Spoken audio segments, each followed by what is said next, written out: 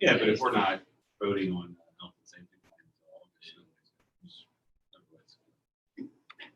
that was the comment I got. They're like, well, why? But yeah, So Crystal, she's huge. Crystal in high school.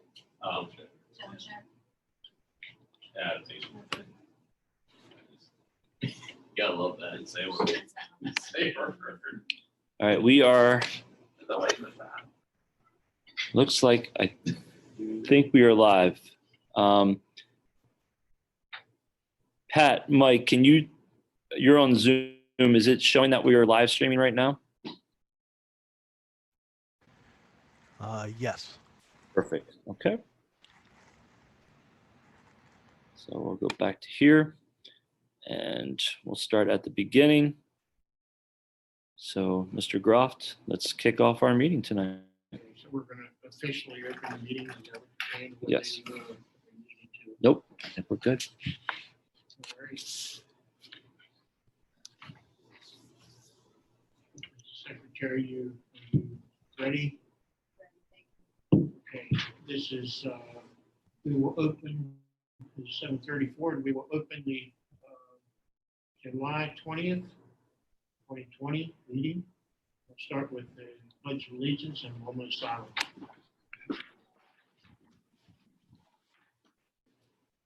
Pledge allegiance to the flag of the United States of America, and to the republic for which it stands, one nation, under God, indivisible, with liberty and justice for all.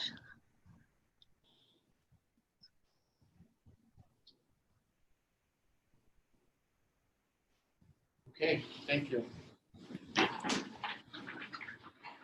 Before we get started, we had a brief executive session for personnel. I'd like to report. All right.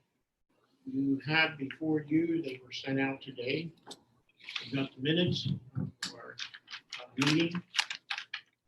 June. Is there any additions or corrections? Do I have a move to approve? I move to approve. Do I have a second? All in favor say aye. Aye. Aye. Any noes? Motion carries. All right, tonight we do not have any of our team leaders here, so we will not have any building reports. We don't have a student report. And what I'd like to do is before we get into the assistant superintendent report, we have Brad Remick and Steve from Stock and Leader joining us to talk about the bond. We have some Steve Howard. And so I'm going to turn it over to them to speak about the bond. Very good news. I think you'll be very pleased. I'm sorry, I forgot. Yep. So Brad, go ahead and unmute yourself if you haven't, and Steve also. It's yours. So you by all means, go ahead. Well, good evening, everybody. I hope everyone can hear me okay. Thanks, Chris, for arranging all this so we could do this remotely. Obviously, we much prefer to be in person, but we understand in these times it's not so easy to do so. So as was mentioned, I think we have some really good news for the board tonight. We today went out and took bids to do the refinancing that we discussed in June. Thank you very much for putting on the screen there some of our report. Again, you'll be pleased to I think, see the results. I think in June, before we headed into this refinancing, we were hoping to save a couple $100,000, and we far surpassed that goal with our competitive bids that occurred today between 12 and 12:30 on the internet. So if you'd be kind enough to go to page 2, this is a 20-page document. I promise I won't go through all these pages, but one of the things I think this tells a lot of the story. This is the interest rate chart that you normally see from us when we come and do presentations. The chart the thing that I want you to focus on is the middle chart, which Chris has right there perfectly. And there's some legends there with a lot of different colors. You'll notice in the upper right-hand color, we're going back to 1993, and the index that you see there has never been lower.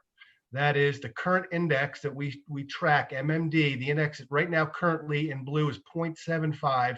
And since 1993, it's never been lower. So that's some pretty incredible timing that we had today in terms of doing the refinancing.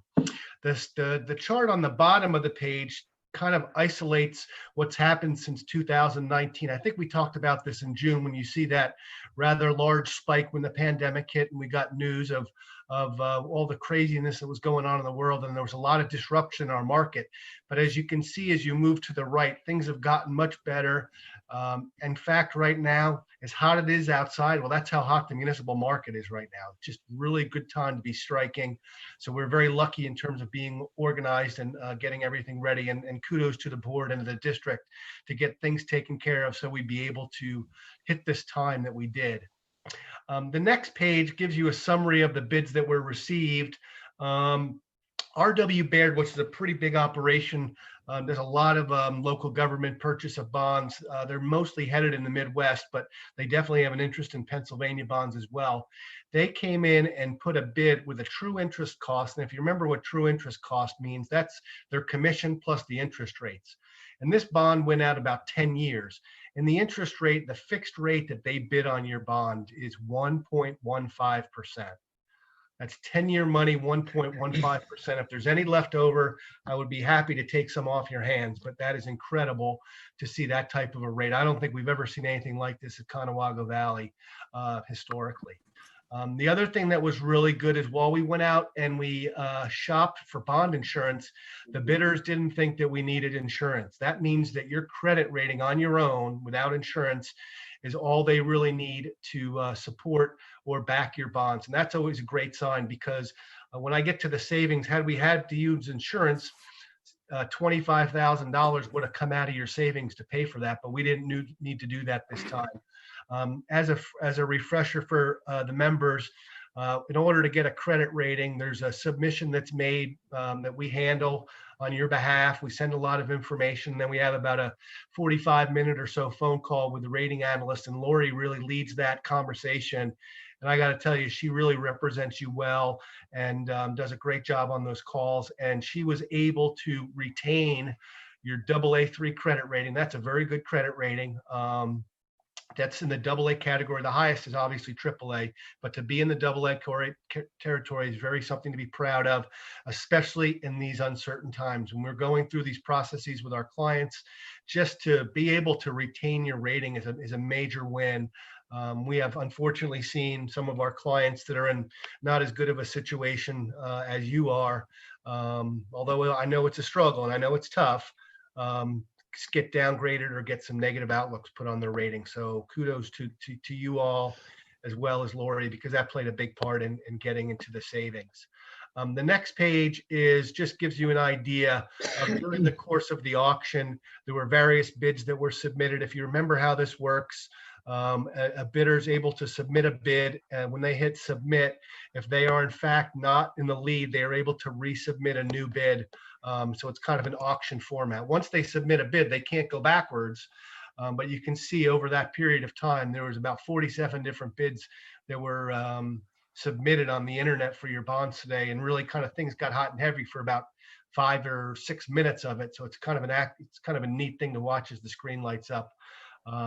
And you'll notice that R.W. Baird, they started at a 1.4 and got down to 1.15, which so that auction really kind of helped get you some additional savings. And I think the next page is really the one that's going to tell it all, the whole story.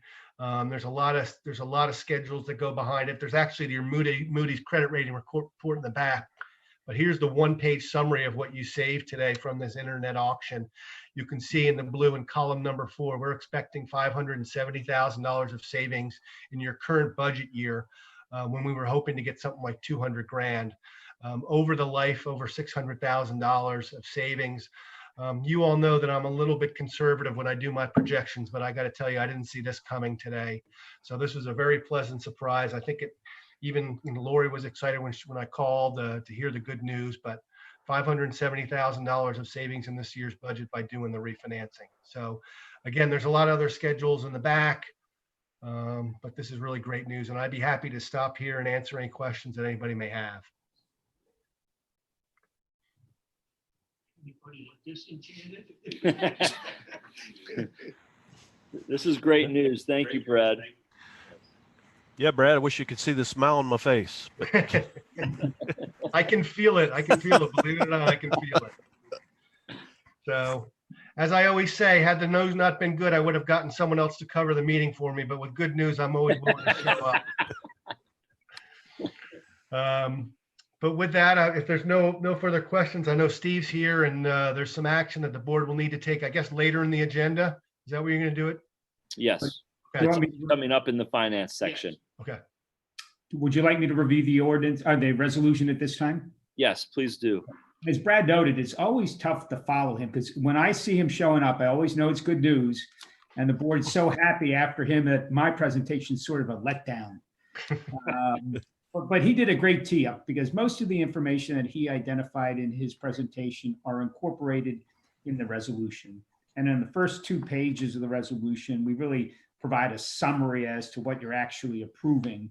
And in this case, you're authorizing the incurrence of non-electoral debt by the issuance of your general obligation bond series of 2020. And that's going to be in the principal amount of $9,550,000, which was with the ultimate sales amount today. And we're going to do it for 3 purposes. The first, we're going to issue bonds to currently refund your outstanding Conewago Valley School District general obligation notes, Series B of 2013. And that's in the principal amount of $3,250,000. We're also going to currently refund a portion of your series of 2015 bonds in the principal amount of $6,450,000. And PFM did a great job of actually structuring the deal so we could refund as many of those bonds based on the pricing that we've received today. And the third one is to pay the costs of issuance. The Local Government Unit Debt Act requires you to have a bunch of boilerplate information in your resolution. That's a lot of the information, but these are general obligation bonds. So you are pledging your taxing authority for the security for the payment of the bonds. You're obligating yourself to actually raise taxes to whatever amount you need to raise them to in order to pay off debt service on an annual basis. You've done that on a regular basis. Lori puts it in your budget and you incorporate that into your budget process.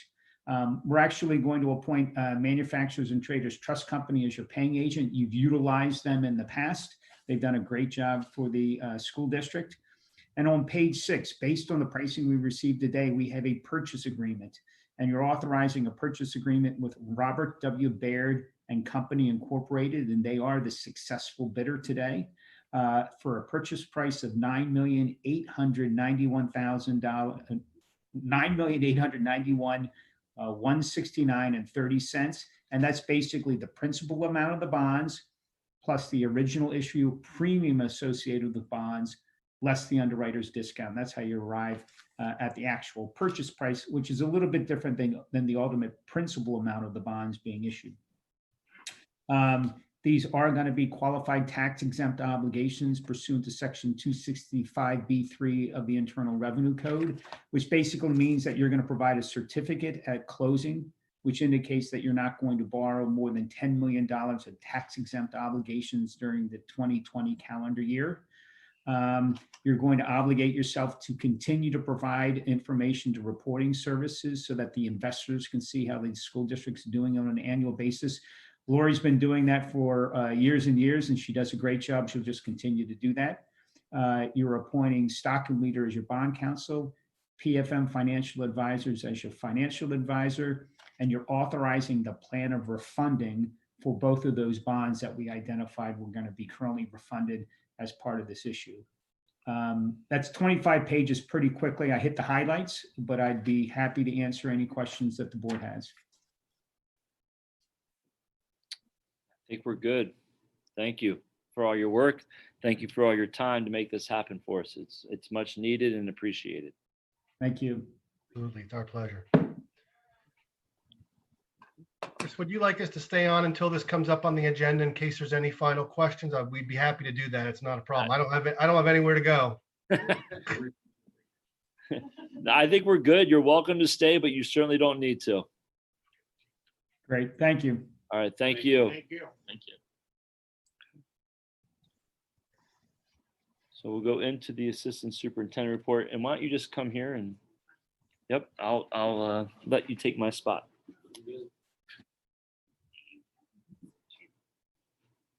Good evening. This evening, I have two items for you. The first of which is the flexible instructional day document that we're now prepared to submit for your approval so that we can send it to PDE. This is a document that we did bring forward to you previously. We have made, some extra changes to that document, but I just wanted to review it briefly with you. And essentially, this enables us to, in an emergency need, whether it be weather, we would have the ability to instruct our students at home virtually. So that does allow us to use this flexible instructional day, as the name indicates, for the sole purpose of needing it, and that would count towards the 180-day requirement. So with that, I did provide an explanation with how we would be educating our students from home, and it would be through our learning management systems. So it would be through Seesaw, Google Classroom at the elementary level, and then it would be Schoology 7 through 12. So that is the crux of the flexible instructional document. So I'm happy to entertain any questions that we have about that, but that is an item on this evening's agenda for approval. We're still limited to 5 days. That is correct. That's correct. Okay, even though they know the situation hasn't changed anything. Correct. Okay. So at this point, it's 5 days. Now, for example, like we saw happen in the spring where they determined that none of these days, they sort of gifted us these days given the pandemic. They can certainly choose to do that again, but we're preparing ourselves just in case that does not happen, knowing that we do have other emergency potential outside of the pandemic. Okay. Sounds good. The second item for my report this evening is to provide to you a draft instruction plan for the 2020-2021 school year and provide a brief history. As you may recall, March 13th, I do believe that was Friday the 13th, where the governor of Pennsylvania closed all Pennsylvania schools due to the spread of COVID-19. And so our schools were obviously closed, and for a period of 1 week, April 1st through the 8th, we provided enrichment and review for our students. And then following April 14th through the conclusion of the school year, we did include some planned instruction. Around that, though, there was not typical assessment and grading practices because we were really trying to wrap our heads around how long this would actually continue and, might we actually be able to get back into the classroom before the end of the school year, which, as we know, did not happen. So this plan that you received very much is modeled after last year's continuity of education plan. So we were not provided a mandatory template or document by the state for our instruction plan. There are, sort of guidance templates that are out there that the state provided, but I thought it best because it was a comprehensive look at our continuity of education plan that we can finally call phase 3. So phase 1 was that 1 week where we were doing enrichment and review. Phase 2 was when we were engaging in enrichment, review, and planned instruction. Now, phase 3 is moving into next school year, where we do hope to have, full instruction with full accountability and grading practices in place as if our students were with us. So that part of the plan, is very, very fluid. This idea of students being with us. Of course, we all in Conewago Valley want our students here on school property. It's something that we've missed. We've missed the energy that our students and the interactions with our teachers and coaches and administrators that provide. So we're very excited and doing our very best to try to bring our students back face to face. Unfortunately, we're also hearing a lot of signs and symptoms that are going on in our region that we do need to plan for multiple ways of dealing with COVID-19 moving into the 2020-21 school year. So with you is the plan that we feel might capture the most amount of students within our district in a face-to-face fashion. And that would be clearly K-8 face-to-face in both the green phase as well as the yellow phase. The high school we're recommending that they would come in on an A-B hybrid schedule. And how that A and the B would be disaggregated would be by letter of the alphabet. It's a variance of about 33 students from the data the high school administration pooled. So it's very, very close with that cut. It also enables our transportation to make their regular runs every day. So we've considered multiple options of how would we divide our students moving into a hybrid option. So the first question I want to answer is, why are we even considering a hybrid option? If we're trying to bring everybody else in, why would we not be able to bring in the high school students? And in large part, it's due to this theory of cohorts. So in elementary school, a group of children stay with their teacher all day, with the exception of specials. As they move forward in middle school, they have 2 cohorts. And then in high school, they're moving from period to period 4 times per day. So that really brings a lot of confounding variables given the governor's guidance on how we're supposed to reopen school with social distancing, maintaining 6 feet at all times. And so it's virtually impossible for us to actually meet that guideline at the high school level due to the moving about that a high schooler would require as part of their schedule. So that's the reasoning behind it. Now, as we begin to see and hear different schools and how they're changing their instructional plans, and that's why I use the word fluid at the outset, that what we're talking about tonight, depending upon new guidance that we receive, which we're expecting within a week or 2 weeks, could dramatically shift our plan. Also, if we were to move into red at any time, that would shift our plan, to full-on remote instruction as indicated in the chart as part of the instruction plan. Another option that we are considering that's not a part of this plan at this time is a little more conservative, and that would be potentially to bring K-3 in face-to-face developmentally and spread the children out amongst the buildings to fully meet those expectations as set forth by the governor, and consider a hybrid 4 through 12. And then of course the most restrictive would be full remote learning as set forth through the red phase would be required. So the option of K-8 face-to-face is what we're bringing forward this evening, 9-12 hybrid, which is an every other day for a child. As part of the instructional time template that Dr. Rudisil will be speaking with you, there's an example in that that will show you very clearly what a child's journey would look like through a period of 2 weeks on that hybrid schedule. As part of this plan that's presented to you this evening, there are also expectations for teaching and learning, communication tools and strategies, how we plan to manage that, how we plan to achieve equity and access to materials and devices. Thank you for approving the K-12 iPads. That helps us a lot, not knowing where we're going to go this school year due to COVID-19. It is clearly outlined about student expectations, the attendance and the accountability are things that we have to focus on. We are required by law to focus on that attendance at this time. And also good faith efforts for access for all students, including special education, English language learners, gifted educators. And then we do provide a list of our contacts and the resource links that we utilized in order to develop this plan. I would like to thank the numbers of teachers and administrators that have been a part of our committee for planning and wrestling with these very, very challenging situations presented to us as educators. And so with that, if there's any specific questions I can entertain, I'm happy to do so.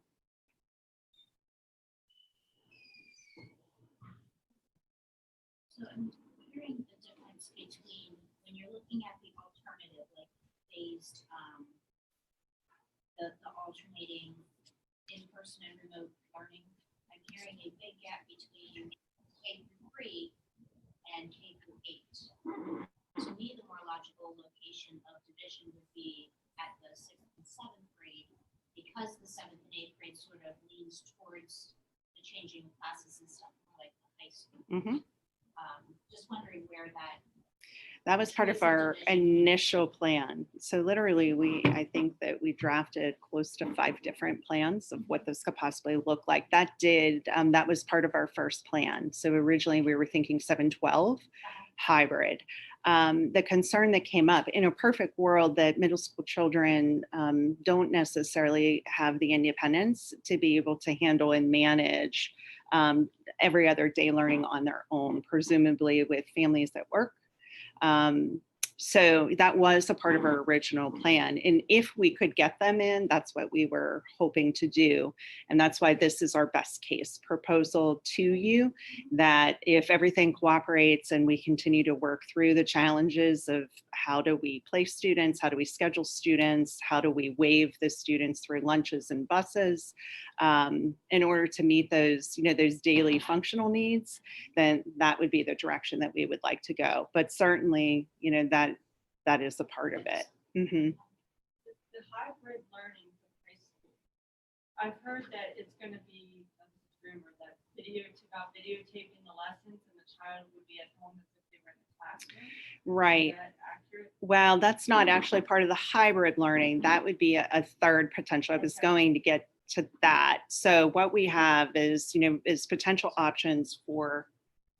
As Go I ahead. ask the question, please repeat it because people are not here. Oh, okay. I apologize. So the question from Tara Bolton, board member, was in hybrid instruction that could a child be at home? And my response to that is no, that is not actually hybrid instruction. That would be a third potential educational option that we might consider providing to the students of Conewago Valley. So for example, one option would be this face-to-face if we could make this happen. Another option would be if a child chooses or a family chooses to be educated at home and they could be connected directly to their classroom in real time, but they are at home while that's happening. And then at the high school level, the hybrid would be that they would be face-to-face on day A, and on day B, they would be at home in remote learning. There is a possibility that, for special education students, English language learners, students at risk students, gifted education students, we would make school accessible every day. So your at-home learning is they are home basically doing their own instructional time. There's not going to be like live Zoom meetings of the actual instruction happening in the classroom during that given time of each day. That would be the second option. Okay. Yeah, that would be a potential option that we could offer our families, is they can choose to do either the hybrid learning or they can do at-home remote, which would take a significant amount of planning and preparation Absolutely, and making sure you have enough Wi-Fi. both Correct. At the school and at the Correct. homes.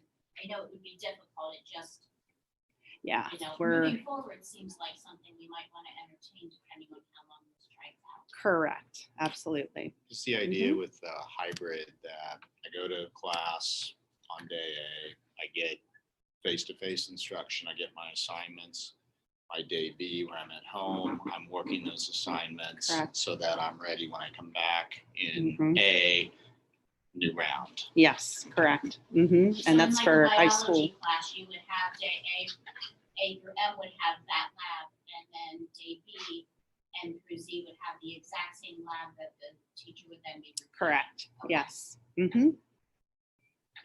Is there a way to make it a 4-day week that we wouldn't have to use transportation the 5th day?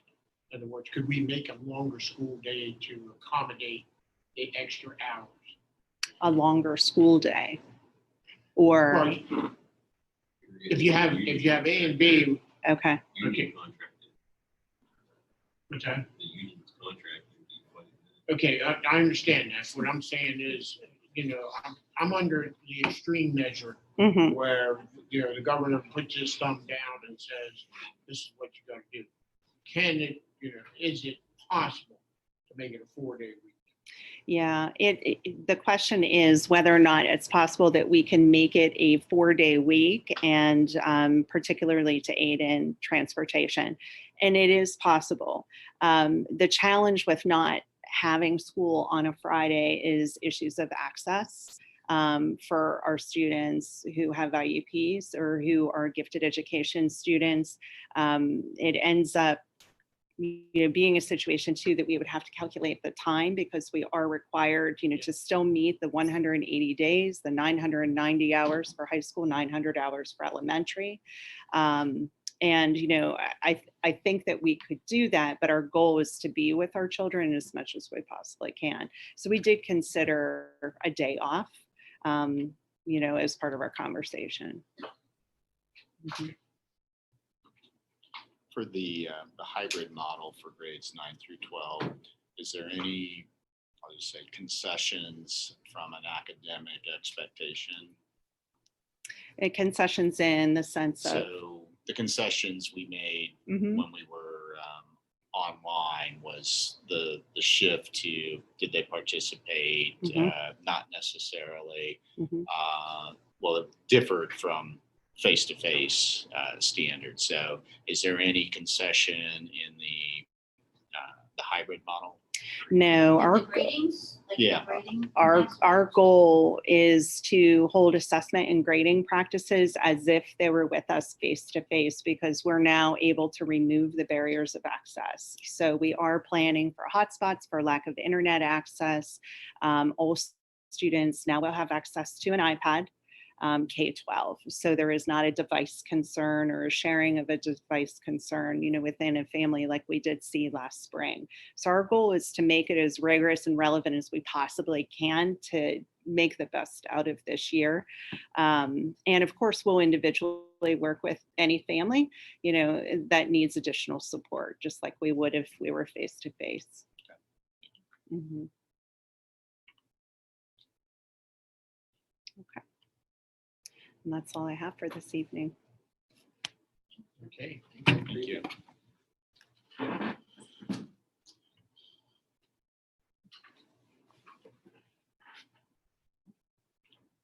All right, Dr. Rudisip. So what I'm going to do tonight, in lieu of taking a lot of time, because we have a lot of people that would like to be heard, I'm just going to state real quickly that obviously we're working on our health and safety plan. My goal tomorrow is to send out a community, just communication in regards to where we are with the health and safety plan. Like tonight will be a preliminary plan with final approval August 10th. This will let the community know where we're at. So we'll do that. So that being said, we're going to go into, if you're okay, with public comment. Okay. So what I'm going to do is with public comment, I'll read the person's name, whether they're a resident of Conewago, and I'll read their comments. Okay. So we have Megan Han Abel. She's a resident of Conewago Valley School District, and she would like to, her quote is, I would like to voice my concern over the mandating of mask wearing. I believe the mask wearing will do more psychological harm and impede learning, not to mention COVID-19 does not seem to affect children as severely to require masking. Please consider all this when you're making your decisions on reopening. Thank you. Next is Shannon Poole. She's a resident of Conewago Valley School District. Please do not require masks and consider all the scientific facts about all-day masking for our kids, at least for our younger kids. My son already struggles with daily behavior issues. I hope you are ready for the dynamic this will introduce into the environment. Angela Daniels, resident of Conewago Valley School District. It is unhealthy for a person to wear a mask as it obstructs his or her breathing, holds germs against his or her face, causes repeated touching of the face and mask to adjust, interferes with speech and understanding another's speech, along with other reasons such as increasing feelings of separation and disconnect and causing hardships for people with hearing or speech difficulties. My children will not wear masks. I urge you to not require them in class, in school buildings, outside property, and on buses and vans. Thank you. We have Stephanie Seaford, Conewago Valley resident. What are the penalties for my children if they cannot wear masks? That was her question. It's a good question. And it's one that we're working on right now. And at this point, there would be no penalty other than the fact that we would offer them a mask that we have and encourage them to wear it. Mask or face shield. Mask or face shield. Yes, we will have both. Erica Emick, Conewago Valley resident. I would like just to note that I'm very against having to wear a mask at school. My son has asthma. Being in the hot school all day with a mask will be dangerous for him. Not to mention, it will also be a distraction being that his glasses constantly fog when he does wear a mask. Kids can't build immunity wearing masks all day, breathing in their own carbon dioxide. If required to wear a mask, I would more than likely pull him and enter him into cyber, as I was unimpressed with the CVIS virtual school. His body, his choice. Please consider the survey that indicates most are comfortable sending their children to school without masks. So we have Andrea Hare, Conewago Valley resident, mandating masks, which I do not approve. We have Kayla Hogan, Conewago Valley resident. My child is ADHD and has glasses. He will not be able to see or focus if he has a mask on. How are you going to help those types of kids? Very good question. Tiffany Lehigh, Conewago Valley resident. Will students have to eat lunch in their classrooms? How will the lunch line work? Will teachers have to switch rooms and the students stay in the same room all day? How will this work for tech ed, art classes, home, etc.? And then her other, if students do a combination of online and in class and play a sport, will the parents be responsible for their children to practice on days that there are online days? That may be difficult for many parents. So to Tiffany's questions, principals are working on the lunch lines right now, and they'll have all that information to share out hopefully by the end of July once our health and safety plan is finalized. In addition, as far as the sports thing goes and practices, we recognize it a challenge, but if it's something we have to do with a hybrid model, we won't have a choice, unfortunately. But it is one that we're aware of if we have sports. Jody Weiderman, our children need to go to school. Please open the building and let them attend. Christy Noble, school is a place where our children develop some very important social and life skills that are needed to become productive citizens. To learn and to adapt, not to hide and be afraid. A solely online school year would be detrimental to them. Included in developmental skills are extracurricular activities. Through school, though school is primarily for learning, sports and other activities give school another purpose. Give kids who struggle a reason to drive themselves harder when everything else seems like too much or they just don't feel like it. Jennifer Paul, CVSD resident. What are the plans for autistic children who struggle to keep masks on? And her other one is, how are children going to socialize if they need to stay at 6 feet apart? So 2 very good questions for our life skills kids and autistic support students. There is an exception clause in the mandated mask wearing that allows them not to have it on per medical reason. And as far as children socializing, if they're 6 feet apart, that will be a challenge, but one I'm sure our teachers will adjust to and find ways to allow our children to socialize. Lydia Trask had 2 questions. Will students who have doctor's notes be able to attend school without wearing a mask? Yes, a doctor's note does allow that to happen. For students who are unable to wear a mask, will distance learning be an option, or will they have to attend a cyber school? And I believe Dr. Perry kind of talked about that a little bit. We're going to look at trying to see what we could do virtually for students that would not be able to attend. But if not, cyber school would be an option. And one of the ones that we do endorse through Conewago Valley is one called Lincoln Edge. It's through our own intermediate unit. And the nice thing about Lincoln Edge for our students is that curriculum ties very closely to ours. In addition, if they're high school and they attend, they actually, when they graduate, if they choose to graduate from that cyber school, they actually graduate with our diploma, not a cyber school diploma, which goes a long way when colleges are looking at diplomas and what you're doing. And that needs to be advertised. Great. Yes. And we'll continue to do that. And actually, our principals are calling parents of students currently in cyber school, letting them know that option and what a better option it is. Lori Rohr, CVSD, wants to know if we'll be having online cyber classes.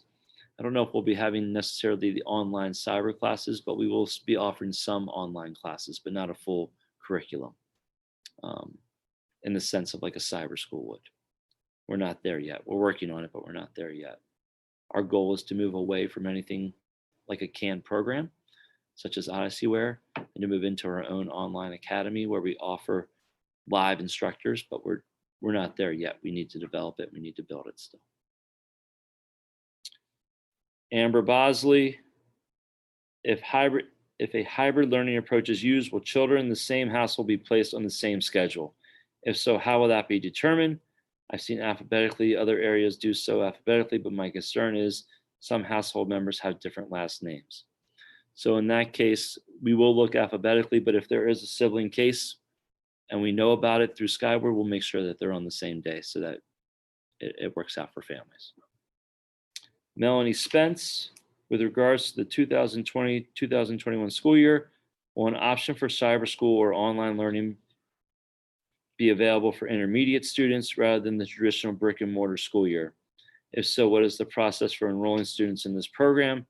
Will parents get to make an informed decision based on what is best choice for their family given other environmental factors?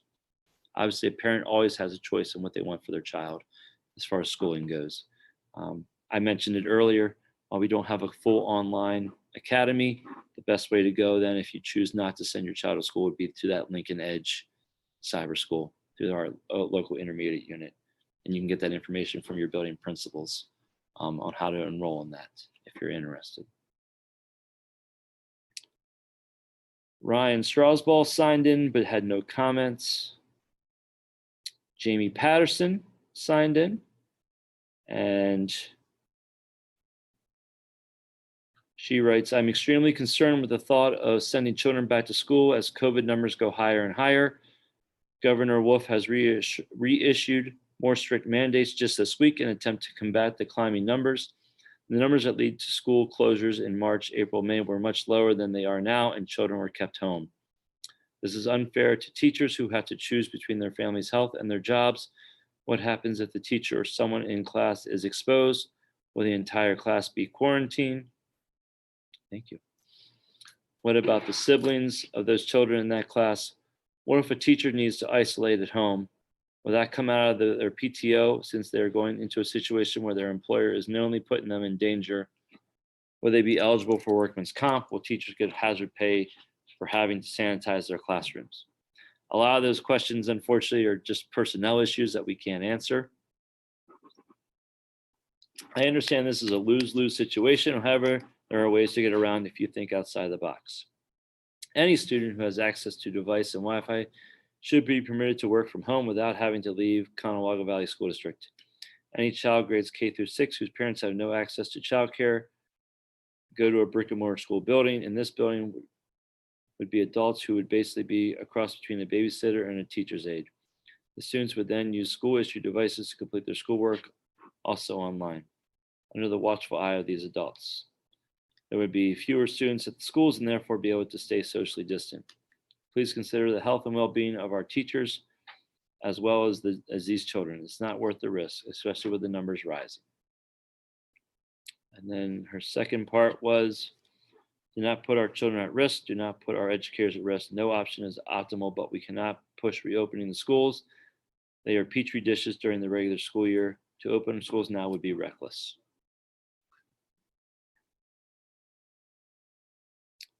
Heather Petrie, no relation to the Petri dish. My question is, what is the plan for high-risk students and students that have high-risk family members living with them? So again, we're tackling that in our health and safety plan, but obviously there is some use of that with the mandated requirement of wearing a mask or a face shield of some sort. Torrin Ecker, general comments regarding reopening plans and remote learning improvements. Rachel Costello had no comments but signed in. Heather Dittenburn, I prefer children go back to school and that masks are optional, not required. Also, no social distancing on the buses. The parents that want can provide their own transportation. Melissa Staub signed in, no comment. Dorothy Ray is not a resident of the district, but a school bus driver and just signed in. Tammy Lookenbill, my concern are the masks. Maria Renteria, I would like to know what is planned for this coming school year. As a healthcare provider, it's important to know as soon as possible. And to Maria's response, the healthcare plan will be put out there tomorrow for all the community to view. Again, it's just a draft. It's not a final version. It will change in the next 2 weeks, as I'm sure more mandates come from the state, but we'll at least let that plan out there for them to see it, and then we'll make sure that the final one's approved and available for everybody also. Amber Furness just signed in. Same with Lisa Bowers. Brenda Tharp. I firmly believe children need to come back to school full time. You cannot reasonably expect you cannot reasonably expect parents to find daycare on a part-time basis for those who must work. Expect those who are being mandated to work from home to be able to school their children, nor expect children to be able to learn in the midst of a parent the same way they can from a teacher. Finally, kids need to develop social skills which cannot be accomplished at home. In addition, I'm against masks and do believe you can get creative to keep children better restricted to their classes to allow them not to have to wear them, given the low risk to children of school age. Teachers can choose to do so at their own discretion.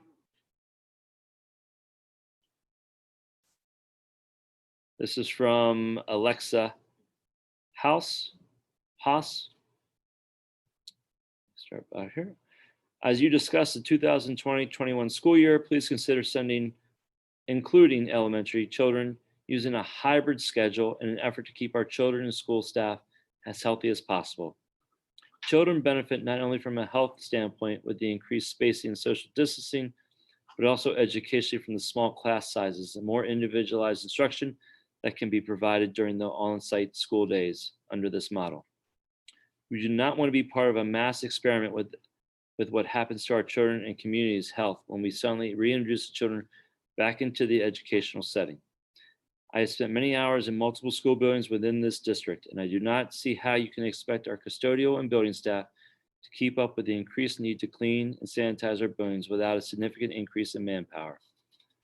While I'm a big proponent of getting children outside to learn and giving them mask breaks, and is this safe given the district's running? Sorry, a lot of words. Is giving them a mask break, is this safe given that the district is running Alice drills throughout the year when we are now placing our children outside all hours of the day? What happens when inclement or cooler weather? Outdoor time will no longer be an option. Secretary of Education Pedro Rivera has stated, I would say that as school districts are starting to plan a hybrid approach is a good model that engages each of our communities. I think that proposing such a plan as 5-day-a-week in-person instruction for elementary age kids, then having to backtrack and change to a hybrid schedule closer to the starting date would be very detrimental to families trying to arrange childcare last minute. Would it not be more advantageous to plan for a hybrid model, and then if conditions and virus outbreak in the community is contained, announce full in-person instruction closer to our starting date? It would be easier for families to make this modification to their plans than to find childcare at the last minute. Finally, the survey that was sent in June holds little value to a situation that changes day by day. We will want consistency and safety for our children in education. Please consider a plan that seems most sustainable for the longest period of time so that CVSD can have a healthy and safe and successful school year.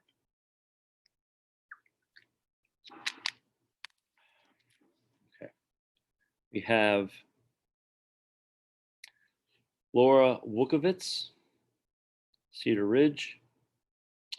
First of all, I'd like to say thank all the school board members, teachers, administrators, and staff for everything they did to continue educating students during the initial outbreak of COVID-19 in the spring.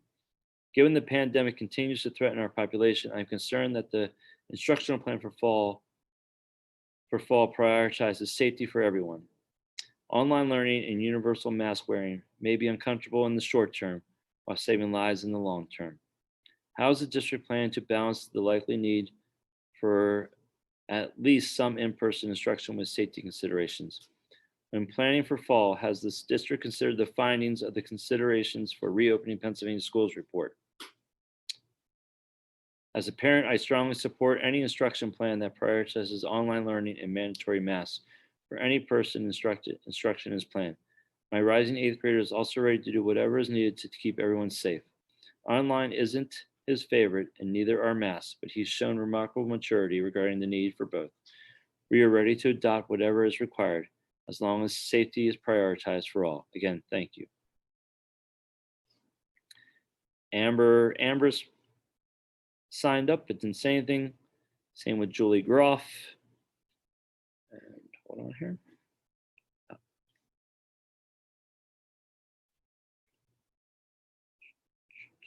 All right, we have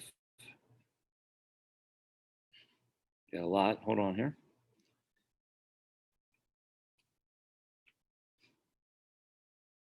Sam Bollinger, it's hard to hear the questions being asked. Maybe repeat them before answering. Will do, Sam. Thank you for the suggestion. Ashley Snyder, is there a proposed plan for dealing with a child or teacher who may test positive for COVID? How may this affect others in the classroom? And to Ashley's, that will be in the health plan. That's addressed in the health plan. Luke Stolfus, as long as the CDC recommends masks, I'm very much in favor of masks for both students and teachers. Thank you for creating plans that vary with the phase of our county. Margaret Gladson, as a parent of 3 children in the district, we support evidence-based and state-mandated mask use. Ivan Trovinsky, what are your plans for the music department, as we have kids who play instruments and are in the chorus? And that will be part of our instruction plan that we'll share out. Ty Harris, what are plans for compensation for parents who cannot work since they will have to stay home due to the online schooling if we use alternate scheduling? Jim Bob, so when will we have a final decision on school?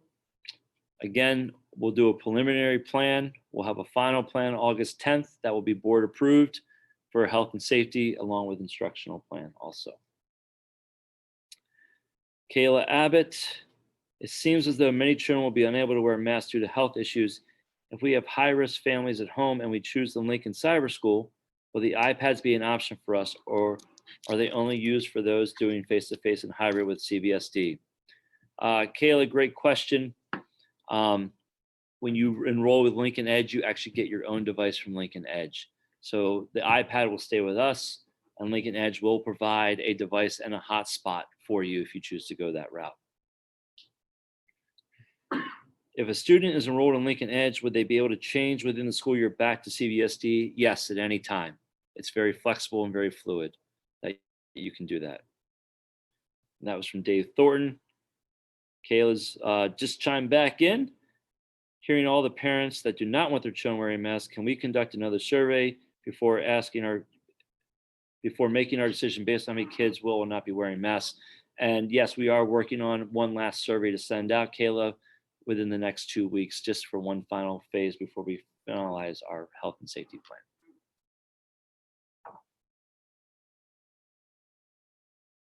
That's all I have right now. Okay, and before you go Yep. any further, I was zoomed in a lot of these meetings. And every one of these questions was asked over and over and over. And believe me, everyone is or somehow going to be addressed Yeah. between now and the final approval. But every time we answer one question, another one comes up because what our governor or our state is doing to us. Mhm. PDE, they send theirs out. The governor says, we're going to do this. It doesn't matter who we get a directive from, it isn't consistent.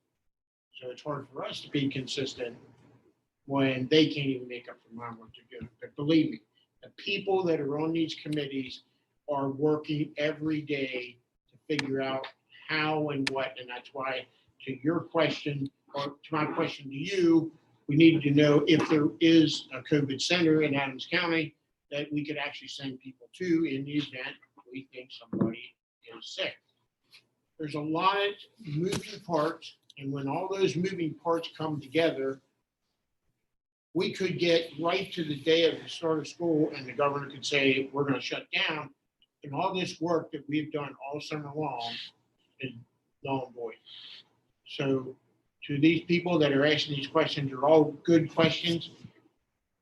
They've been asked, and we are trying to answer every one. Good. Any other questions? No, we're good right now. All right. Number Should 8. we be able to move on? We're going to move on. Sarah, does that satisfy what we need to do? Okay. All right, before we go into any other honors or recognition, I want to say at the beginning of the meeting, the board recommends adding a tuition student to Ways and Means agenda, and that would be number 10. So when your Ways and Means are read,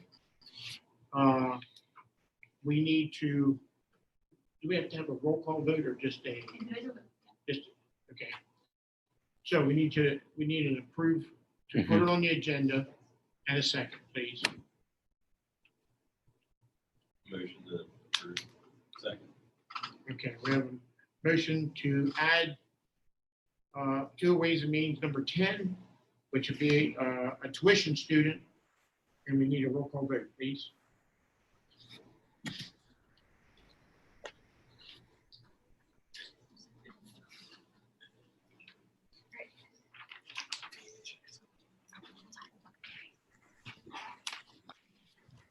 Mr. Buckley, Yes. Mr. Flickinger, Yes. Mr. Huffman, He's not. He's here. He's here. Mr. Huffman, He just needs to unmute. Try it. Shake your head. Go on. Ms. Gowker, Ms. Yes. Gowker, Yes. Mrs. Bolton, Yes. Mr. Craybill, Yes. Mrs. Souter, Yes. Mr. Kinshu, Yes. Mr. Groff. Yes. Mr. Huffman. Yes. Thank you. Okay. So that was taken care of. We do have an honors and recognition. We do. Any public comment? On the agenda item. Okay.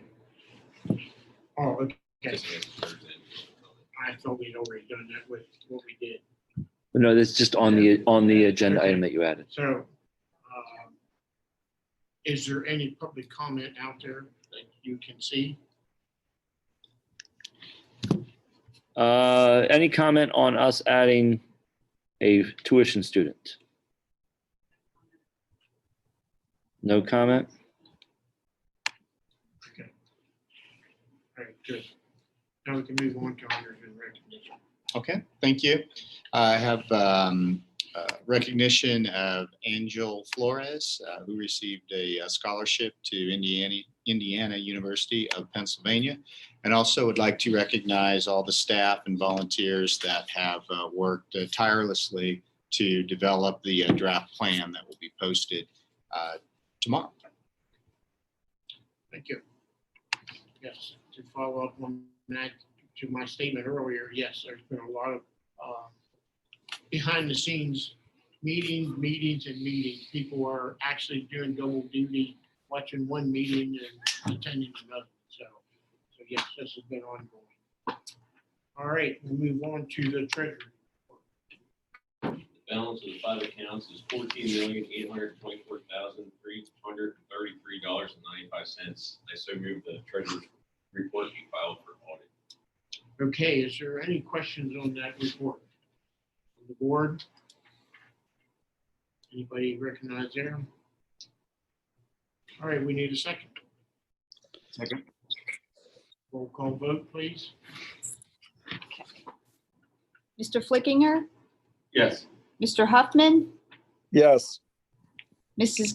Gauker, Yes. Mrs. Bolton, Yes. Mr. Craybill, Yes. Mrs. Souter, Yes. Mr. Kinshu, Yes. Mr. Buckley, Yes. Mr. Groff. Yes. All right, then we'll move on to finance. Look to recommend items 1 through 6 for approval. All right, we have items 1 through 6. Is there any additional or corrections to 1 through 6? Any questions from those people? We have If a, not, we need a second. we have a comment, but I'll put it in Ways and Means when we go over the health and safety plan. I second. All right, roll call vote, please. Mr. Huffman, Yes. Ms. Gauker, Yes. Mrs. Bolton, Yes. Mr. Craybill, Yes. Mrs. Souter, Yes. Mr. Kinshu, Yes. Mr. Buckley, Yes. Mr. Flickinger, Yes. and Mr. Groff. Yes. All right, we will move on to Ways and Means. And Jeff, I'll have you. Sure. Recommend for board approval items 1 through 9 with the addition of item number 10, which is to approve a tuition student for the 2020-2021 academic year. Okay, we have a motion to approve items 1 through 9 with the addition of 10. Do we have any additional corrections or statements? So what I'd like to do, if it pleases the board, is kind of walk you through the health and safety plan that you're preliminary approving tonight. And that will address some of those questions that the people had also, if you're okay with that. Yes. By all means. So this is the template that's being shared, was shared with everybody earlier today on the board. And like I said, this is what will be shared tomorrow with the community. But it goes through quite a bit. But the idea is it's broken up into sections. And it talks about a type of reopening. And right now, we have checked the box total reopen for all students and staff. But they also offer a scaffold reopening and a blended reopening. And when we say the word hybrid, that's the blended reopening, where the kids are here one day and the other half are here the other day. And right now, based on when we started this plan, the goal was to be a total reopen. That may change over here over the next 2 weeks, depending on what guidance we get, and may be to a blended or a hybrid model. So we're not quite sure yet where we're at with that, but that was the goal. We have not changed the date for school. It's August 19th for staff, and it's still going to be August 25th for students. There was talk of looking at some alternative dates and calendars, but at this point in July, being July 20th, I think it'd be detrimental to our community and our students to say, hey, we're going to start school later or earlier at this point when families have already made plans for school to start August 25th. So we have a pandemic team that's meeting this Thursday, and it lists the members of those teams, of that team. And like I said, we'll be meeting this Thursday to start creating some flow charts and checkpoints and stuff for our custodians and other staff members to follow with cleaning and other pieces. So what the state asked us to do is they asked us to address cleaning, sanitizing, disinfecting, and ventilation. as one area of the plan. So what we'll look at do is obviously we'll look to clean and sanitize rooms daily, looking to clean high touch surface areas multiple times throughout the day. Classrooms and hallways will be disinfected during the evening shifts. We have cleaning and sanitizing lockers before the school year starts. Then during the school year, we will not be using lockers at the high school and middle school. So the kids will be asked to have book bags with them. So something to think about for families when you're asking kids to bring stuff to school. You may want to minimize what they bring to school so they don't have to carry something around that's quite large and heavy all day. Because there's no way for us to socially distance the lockers and the kids within the lockers. So ventilation status will be occupied and monitor for fresh air intake. Evening staff will disinfect any locker rooms and offices from the athletics that may have happened that day. And that will happen. The district through our CARE Acts funds was able to purchase Clorox disinfecting machines, one for each building, that you spray a substance and it disinfects on contact. And so we'll do that with our locker room, athletic locker areas to keep those disinfected through the use with the kids. Our bus service will be disinfecting the buses in between runs and every day. They bought a system called the Triton disinfectant system, and they'll be spraying down the buses each day.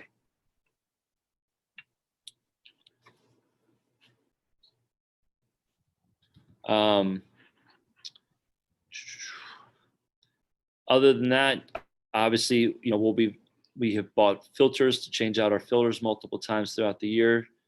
So normally we do it twice a year. We'll be looking to do it at least 4 to 8 times this year, depending on the number of times that it needs to be done.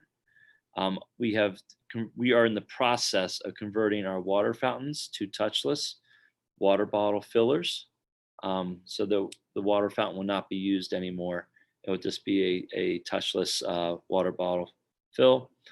We're looking at converting all our bathrooms to touchless. So non-flush and just running hands underwater. And we also are converting our paper towel dispensers to non-touch to help with that.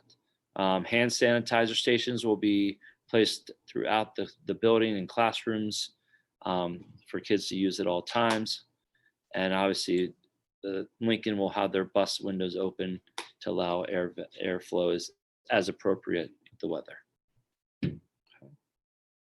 The next one was social distancing and other safety protocols. So obviously, we will follow the PDE recommended guideline of social distancing of 6 feet that will be maintained to the extent possible in classrooms and throughout the buildings. And student seats will be utilized and situated and facing forward instead of facing across from each other. A 6-foot triangle formation will be utilized when we do have to use across the table seating, so that no students will be face to face across from each other. Hand washing and hygiene will be reinforced. We will have floor markings throughout our schools indicating direction for traffic to flow, and also to maintain social distance if they do have to wait in line for cafeteria or anything else. Very similar to probably what you see in the restaurants. We won't have the cool like mod sticker or anything, whatever they may have. It would just be tape. Obviously, we'll look to decrease the number of students in the cafeteria at any given time, whether we do a combination of in-class lunch and cafeteria lunch to reduce those numbers. In addition, we have worked with Save Plastics, a local plastic manufacturer, and we will have plastic divides in every front office for our secretarial staff, along with in the cafeteria, we'll have plastic partitions for our workers also to keep them safe. We also have purchased scanner IDs that will be used, and the students working with Life Touch, students will each get their own individualized student ID card with a barcode that will be able to scan and tie right into our school skyward lunch system so that there'll be no touching of keypads. It will literally be a scanning of the card and moving on, just to speed up the line and to allow kids to get through. Obviously, lunches will be grab and go in a brown bag. The buffet style lunches and self-serve will be gone. That will help speed up that process also. We'll discourage cash exchange when possible to obviously have a credit card or check used ahead of time. And all employees and students will follow the Pennsylvania universal face covering mandates from the governor. And that will supersede anything else that we follow just because we have to as a public school system. We'll obviously promote hand washing through posters from the CDC, along with not touching your face, especially mouth and nose. And we'll continue to do that. We'll post signs throughout the schools, all over the schools, and even outside in the the recess areas also, if we have recess outside and what that looks like. A big important thing when you look at this, we will limit non-essential visitors and volunteers to our schools, and that will be communicated through a protocol that we'll send out to the community and posted on the front doors, and that the secretaries will have. Also, we'll be looking to eliminate, not eliminate, but we're going to suspend right now all field trips and educational conferences until at least the end of the first marking period, possibly or Thanksgiving, depending on what direction we go with the state. Staff will be trained on verbal screening for symptoms of COVID-19. And in response to the question from Holly Whitestone, is COVID testing available in schools? No, it's not. But right down at Cross Keys, there is a COVID test site that that will most likely, if we find symptoms, we'll send people to or recommend they go to. As far as physical education goes right now and all that, obviously we'll look to disinfect that equipment as much as possible throughout the day, just so that students are not sharing it back to back. No food is allowed in any phys ed facility. Sports drinks will be allowed, but no food. We'll have the doors propped open, and there'll be hand sanitizer in the gymnasium to use when appropriate. As far as extracurricular athletics, we'll follow what the PIAA guides us to do right now, and that's that we are going to have sports, but it will obviously be limited, and we'll get more direction here in the near future as we get closer to the start of fall sports. As far as materials go, obviously all students will have their own iPad and their own materials as much as possible. We'll look to eliminate sharing of materials. If we do have to share materials, we'll create sanitizing protocols for that they'll be sanitized in between each use. Talked about the cafeteria. Classrooms, obviously we're working on the classrooms right now, where we're going to be setting up the rooms with the idea that less is more. And the rooms may look very blank and very bland, but it mainly will be desks and possibly a teacher desk, and that's it. Spaced apart by 6 feet to maintain the governor's recommendation of social distancing. As far as masks go, I know that's a big hot topic. Like I said earlier, we will follow what the governor has mandated, and PDE is mandated through that mask mandate they sent out. If people want to learn more about that, I would recommend that they go to the PDE website and click on the school reopening, and then click the pre-K through 12 guidance. PDE is Pennsylvania Department of Education website. And when you click on there, the first page takes you right to, and I'll do this very quickly. I apologize. Hold on. If you actually go to PDE, I'll take people there right now. the Pennsylvania Department of Education website. The first page right away talks about reopening schools. You click the more info button. It has preliminary guidance. You click the pre-K through 12 school guidance.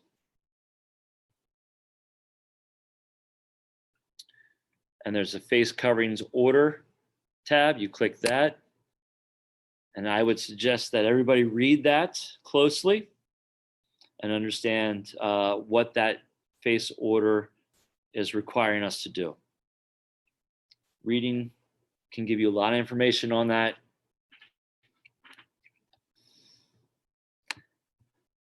So back to our plan.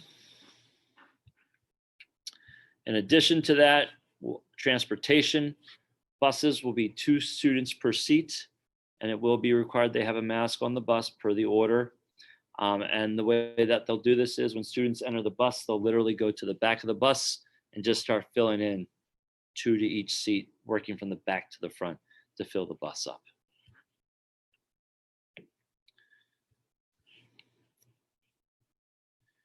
As far as meetings and extracurriculars, a lot of the back to school nights we're working on are per the ordinance right now by the governor of an indoor event having no more than 25 people. We're working on what back to school nights will look like right now. As soon as that's done, we'll share that with the community and what that may look like. So something to keep in mind. Like I said, field trips we'll look to suspend right now. Monitoring student and staff health. Well, obviously, we're going to educate with posters, and we're going to ask that each family do some type of scan before they send their child to school and put them on a bus. And we will also have here, though, hands-free temperature scans that we can do as students and other employees as needed.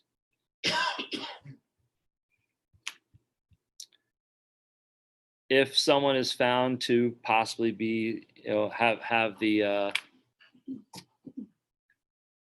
symptoms of COVID of any kind, we will have isolation rooms and nurses stations throughout each building to place kids until they could be picked up and taken to be checked out.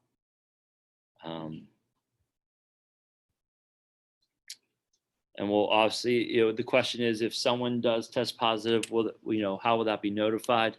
Again, due to confidentiality, if someone does test positive, the most that we could do would probably send out just a notice that, hey, someone at the middle school tested positive in 7th grade. We'll be monitoring for the next 2 weeks, or this group will be, may need to quarantine for 2 weeks. But that'll be on a case-by-case basis. And we will not be able to release names or anything else due to privacy issues.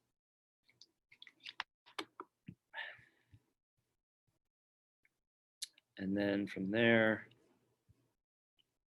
it goes into the face mask, and we talk again about that's a big piece of this, and we recognize that. But we'll follow the orders by Pennsylvania Department of Education until further notice. So that's our plan. It's approximately 50 pages right now, preliminary plan. Like I said, I will send this out to the community tomorrow and have it posted on our website. The final approval and final plan will not happen until August 10th because there will be changes that happen to this plan. So, any questions or comments on that plan? We do have some. You have some? Yeah, I do.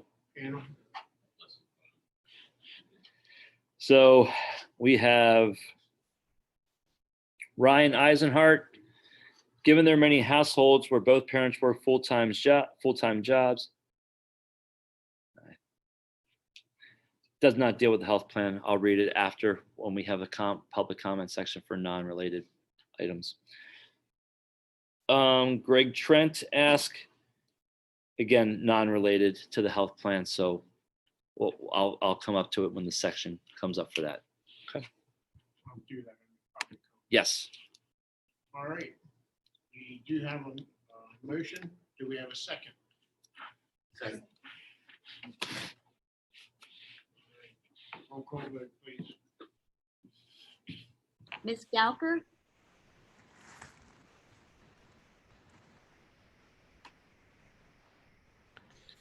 Ms. Gauker, She's muted. Hold on.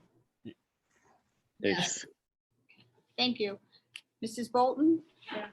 Mr. Craybill, Yes. Mrs. Souter, Yes. Mr. Kinshu, Yes. Mr. Buckley, Yes. Mr. Flickinger, Yes. Mr. Huffman, Yes. Mr. Groff. Yes. Thank you. All right, we move on to personnel. I'd like to recommend for board approval on the personnel items 1 through 15. Second. Any addition or correction or comment? Roll call vote, please. Mrs. Bolton, Yes. Mr. Craybill, Yes. Mrs. Souter, Yes. Mr. Kinshu, Yes. Mr. Buckley, Yes. Mr. Flickinger, Yes. Mr. Huffman, Yes. Ms. Gauker, Yes. and Mr. Groff. Yes. Thank you. All right, we do not have any property rise, any use of facilities at this point. Okay, dates to remember. August 3rd will be our study session, and August 10th will be our board meeting, and that should be a hot board meeting because there's going to be a lot more discussion on how we're going to open up school. So be prepared that night to have many comments. Sorry to say. Is there any other business which may be properly come before the board? So we have Ryan Eisenhart. So given there are many households where both parents work full-time job, how is the district planning to reimburse them for the unfair burden of missing work to keep children at home for online learning? Will we be refunded for our school taxes given that they are operating the schools with our children attending the